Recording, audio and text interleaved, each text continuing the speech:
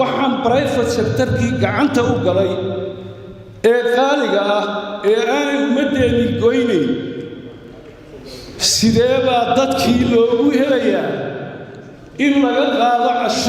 cashuur inta laga soo qaado iyaga miisaaniyadda dawladda lagu daro caafimaadkana dee runtii private-ka lacag badan baa soo gashay haddii cashuurta lagu kordhinayo dawladda u taalla wad salaamantii maanta waxa weeyaan aad bay u leeyihiin waxaan soo qaadan karaa qaliinka dumarka hooyada uurka leh maanta waxa qalaya waxa weeyaan dhalinyaradii lagu tababaray isbitaalka qaarkood iyo kuwii loo diray dibadda ee markaa wasaaraddu ka hawl gashay ayaa maanta fuliya qaliinada oo heegan ah 24 saacadood qaliinada guud iyadana waxa fuliya dhalinyaro dii ka soo baxay jaamacadeena qaar dibadda ku soo takhasusay iyo kuwa kale wasiirka wasaaradda horumarinta caafimaadka Somaliland Mudane Gaafadhi oo ay weheliyaan agaasimaha guud ee wasaaradda horumarinta caafimaadka Somaliland Mudane Dr. Xergeeye iyo sidoo kale agaasimaha isbitaalka guud ee Hargeysa ayaa waxa ay kulan la qaateen golaha guurtida Somaliland waxaana kulankaasi shir gudoominayay gudoomiye ku-xigeenka koobaad ee golaha guurtida Somaliland kulankan oo ay mas'uuliyiinta wasaaradda horumarinta caafimaadka Somaliland ay ka warbixinayeen xaaladda caafimaad ee haatan uu dalku marayo ayaa halkaasi waxa su'aalo ku weydiiyay qaar ka mid ah xildhibaanada golaha guurtida iyagoona mas'uuliyiinta wasaaradda horumarinta caafimaadka Somaliland ay mid uga jawaabeen su'aalaha ay weydiiyeen mudanayaasha golaha guurtida ee Somaliland mudane wasiir aad baan uga mahadcelinaynaa sida xilkasnimada ee aad u soo ajiibtay codsigeygii mudane wasiir walow isagoo ka duulaya kalfadhigiisii koobisteetanaad ajandihiisa qodobka caafimaadka waxaa u muuqatay meelaha qaarkood in ay wax ka weydiiyaan ama warbixin u ka siiyaan wasaaradda caafimaadka mudane wasiir ku soo dhowow wasaaradda horumarinta caafimaadku waxay qaranka u qaabilsan tahay inay gaadhsiiso bulshada adeeg caafimaad oo tayo leh intii awoodda wasaaraddu ay karto iyadoo laga duulayo taa wasaaraddu waxay dadaal badan gelisay inay si weyn wax uga beddesho goobaha caafimaadku laba u qaybsan yahay mid waxa weeyaan waa caafimaadka caafimaadka sare ama secondary-ga la yidhaaho oo ay ku jiraan cusbitalladu waxaa shaqeeya cusbitallada gobollada oo dhan oo maanta wayna ka hakaday cusbitalkii gobolka Sool ee magaalada Laascaanood isagoo oo ku jira cusbitallada meesha ugu wanaagsan maraya intii kale isagana ilaahay waxaanu ka baryaynaa inuu ku soo celiyo xasilloonida iyo deganaanshaha si uu adeegii uu bulshada u qabanayo u guto isagoo haddeer bana gudanaya adeeg caafimaad gudanaya duruufo adeeg isagoo ku jira gobollada iyo intoodii kalena way shaqaynayaan degmooyin badanna cusbitaalladooda way shaqaynayaan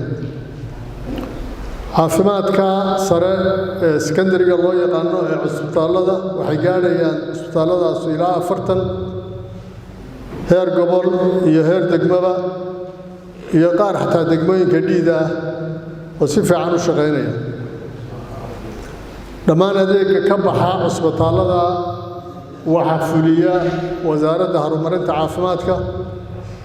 waxaanay ka baxdaa miisaaniyadda qaranka waxyaabo kooban oo maxaan ku dhahdaa hay'adaha ka yimaada maahaane waxa ay ku shaqeeyaan ay salka ku hayaan ku fadhiyaan waxa weeyaan waa miisaaniyadda qaranka dhammaan cusbitaallada gobollada shaqooyin badan baa laga hayaa oo kala duwan dhammaantood qallimaan laga sameeyaa in badanna waxaa laga sameeyaa qallimada lafaha waxaana aan aad u ammaanayaa dhakhaatiirta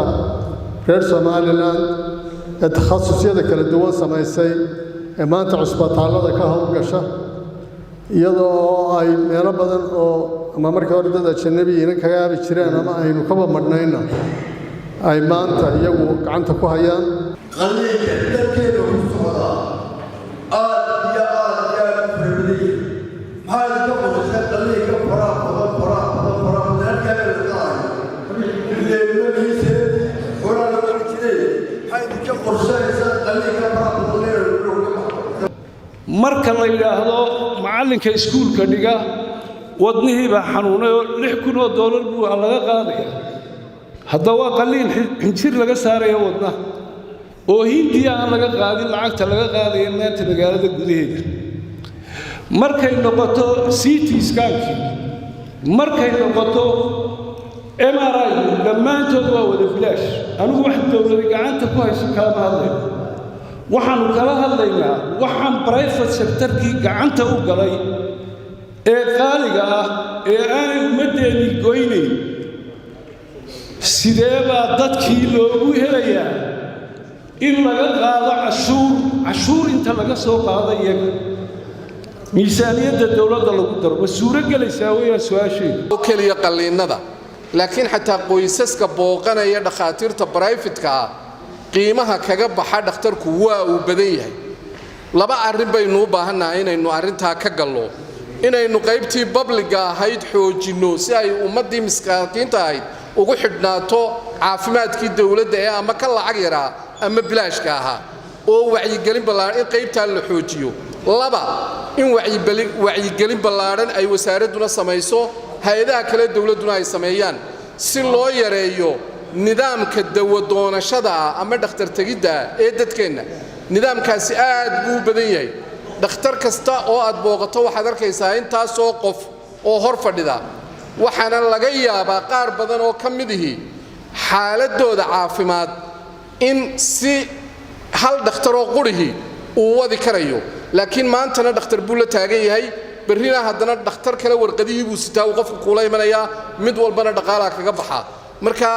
wacyigelinna waynu u baahannahay caafimaadkana dee runtii private-ka lacag badan baa soo gashay haddii cashuurta lagu kordhinayo dowladda u taalla Ciidruus Maxamed Caynaan goobjoog magaalada Hargeysa.